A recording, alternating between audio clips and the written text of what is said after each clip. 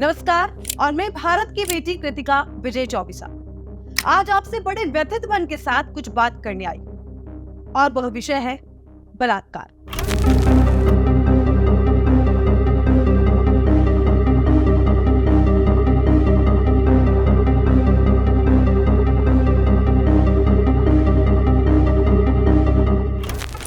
बलात्कार क्या ध्वनित करता है ये शब्द हमारे मानस की। एक स्त्री के प्रति किसी पुरुष का जबरन शारीरिक अत्याचार या इससे भी कहीं ज्यादा कुछ ऐसा जिस पर देर तक और दूर तक सोचने की जरूरत है। ना यह शब्द नया है, ना यह कृत्य नया है। हर बार पीड़िता नई होती है और पशुता की सीमाओं को लांघने वाला पुरुष नया होता है। पिछले दिनों राजस्थान सहित देश के कई हिस्सों से लगातार बलात्कार की घटनाएं सामने आ रही हैं। उन खबरों ने क्या सचमुच हमारे मन मस्तिष्क को विचलित किया है?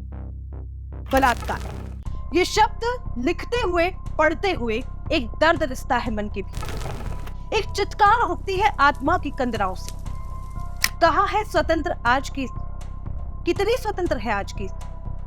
मंचों से महिला स्वतंत्रता का जब घोल पीटा जाता है तब मासूम बच्चियों से लेकर तमाम पीड़िताओं की आवाज कहाँ दब जाती है पता नहीं। जाने कितने वर्गों और दर्दों में बटी औरतों की न जाने कितनी कितनी पीड़ा है। क्या वे किसी एक महिला दिवस या किसी भाषण की मोहताज है? महिला कानूनों की एक लंबी सूची है जो उनके हक में खड़े, शब्दों से मजबूत मगर अमलीकरण के अभाव में बेबस, बेचारे और लाचार।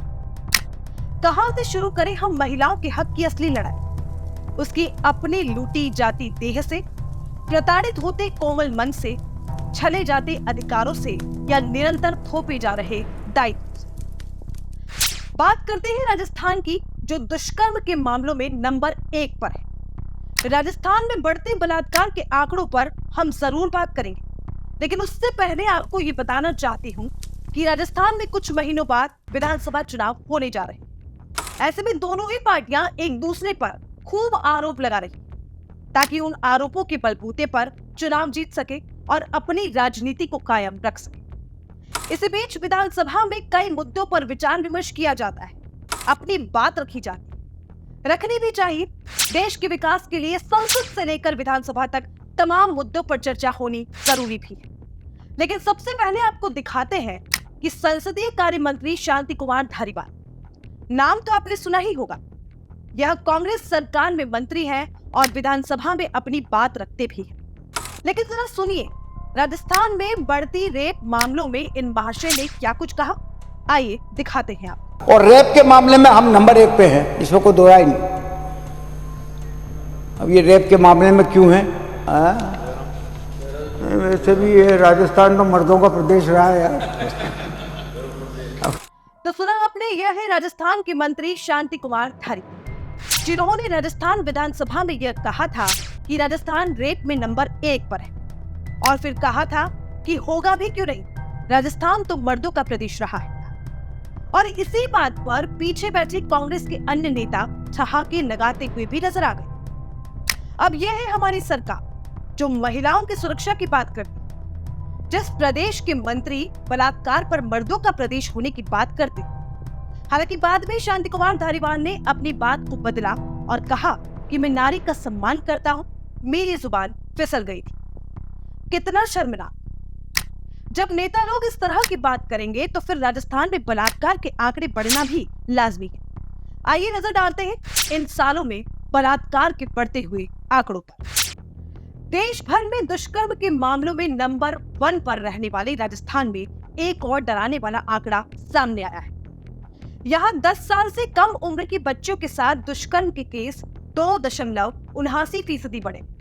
वहीं छोटी बच्चियों के साथ गैंगरेप की वारदात में भी इस साल 13.64% की वृद्धि हुई।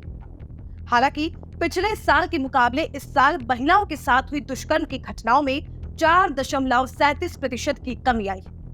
लेकिन सबसे चिंताजनक और डराने वाली बात यह है कि बच्चियों के साथ दुष्कर्म और गैंगरेप के मामले साल दर साल बढ़ते जा रहे हैं। ये खुलासा राजस्थान पुलिस की जून 2023 तक की मासिक रिपोर्ट में हुआ है।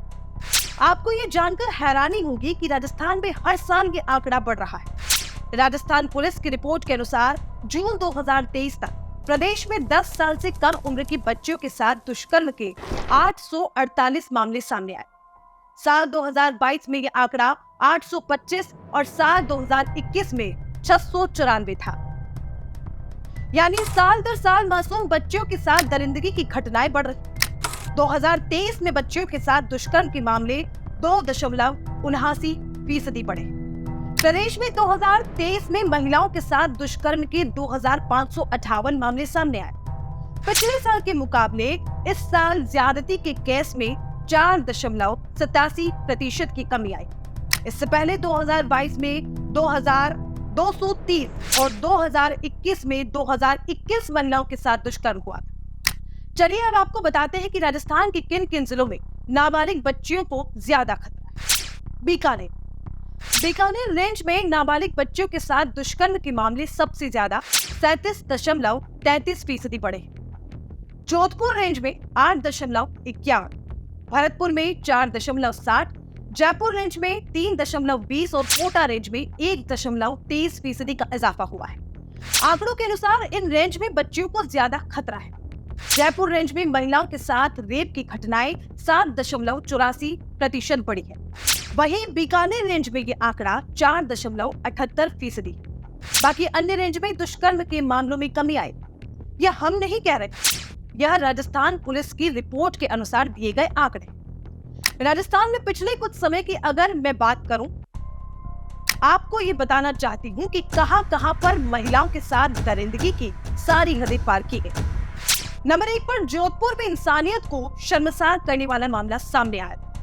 यहाँ दरिंदों ने एक नाबालिग के साथ रेप किया और उसके साथी के रोकने पर उसके साथ भी मारपीट की। सबसे बड़ी बात, यह वारदात विंध्या के मंदिर में की गई। नाबालिग के साथ चारों आरोपियों ने जोधपुर स्थित जयनारायण व्यास विश्वविद्यालय की हॉकी मैदान में गैंगरेप किया। नंबर 2, राजस्थान के करौली जिले में गैंगरेप के बाद एक दलित लड़की को गोली मारी गई। तेजाब से जलाकर उसे कुएं में फेंक दिया गया। नंबर 3, राजस्थान के बीकानेर में दलित युवती की रेप के बाद हत्या की गई। नामजद आरोपियों में 2 पुलिस कांस्टेबल का नाम भी शामिल था। नंबर 4, राजस्थान के राजसमंद जिले में एक बालिका से 5 दिन तक गैंगरेप किया गया। इसमें सरकारी कार्मिक, ऑटो चालक सहित 7 हैवानों की गंदी करतूत सामने आई। नंबर 5, राजस्थान के धौलपुर जिले में 12 साल की नाबालिग किशोरी के साथ सामूहिक दुष्कर्म का मामला सामने आया था। और राजस्थान के उदयपुर के मामली कस्बे में एक 9 साल की बच्ची के साथ हैवानियत की सारी हदें पार कर उसके 10 टुकड़े कर दिए गए। ये तमाम बलात्कार की वह घटनाएं हैं जो पिछले कुछ महीनों में हुई, और भी न जाने कितनी ही ऐसी वारदातें, कितनी ही ऐसी बेटियों के साथ हुई। मैं पूछना चाहती हूँ कि क्यों पूरब से लेकर पश्चिम तक, उत्तर से लेकर दक्षिण तक हमारी बेटियां सुरक्षित नहीं हैं। घटना चाहे दिल्ली में हो, राजस्थान में हो, मध्य प्रदेश में हो, दर्द उतना ही होता है, मन उतना ही व्यथित भी होता है। देश में कोई ऐसा कानून तो होना चाहिए कि ऐसा कुकृत्य करने से पहले कोई आदमी 1000 बार सोचे। और यदि ऐसा नहीं हो सकता तो समाधान की दिशा में पहल अब स्त्री को ही करनी होगी, जिसे प्रकृति ने शक्ति का भी रूप दिया है। अगर इस देश का कानून अन्य देशों के कानून की तरह बलात्कारियों को नपुंसक बना देने का साहस नहीं दिखा सकता, तो कम से कम स्त्री को तो इतना ताकतवर बनाए कि वह स्वयं जब बलात्कारी को दंड दे और जब वह अत्याचारी को दंड दे तो उसके हिस्से में आई कानूनी जांच का मानवीय दृष्टि से मूल्यांकन। लेकिन क्या ऐसा कभी हो सकेगा?